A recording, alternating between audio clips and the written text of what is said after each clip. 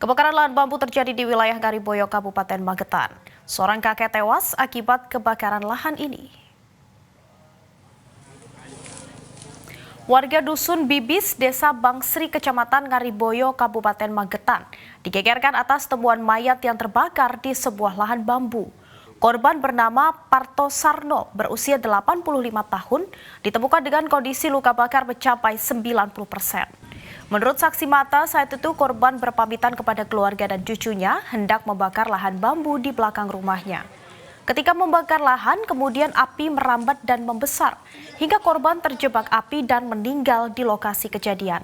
Jenazah korban langsung dievakuasi petugas ke rumah duka dan langsung dimakamkan di pemakaman umum desa setempat.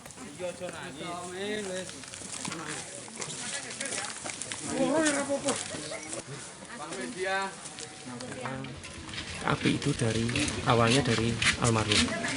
Almarhum ini berpamitan dari keluarganya, anak cucunya itu untuk membersihkan kebun bambu jam 13.30.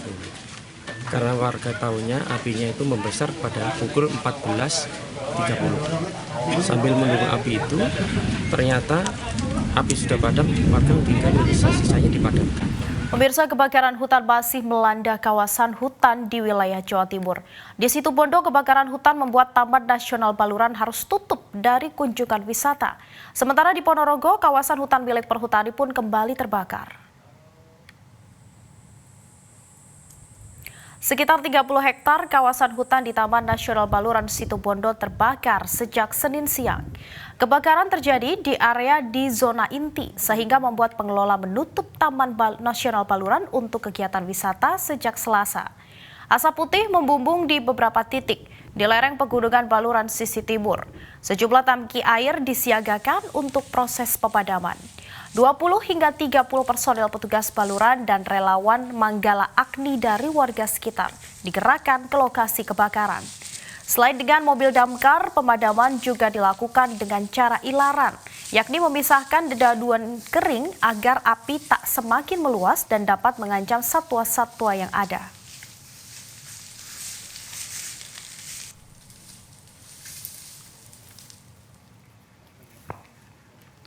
Kebakaran melanda hutan pohon jati dan alba milik perumahan perhutani di Ponorogo.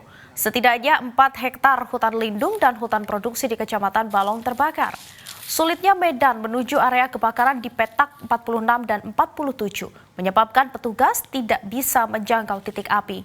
Petugas kepolisian, BPBD dan perhutani hanya bisa melakukan pemantauan terhadap kejadian ini. Menurut keterangan petugas, kebakaran mulai terjadi sejak pukul 3 Selasa sore. Banyaknya dedaunan kering serta semak belukar membuat api cepat meluas hingga sulit untuk dipadamkan.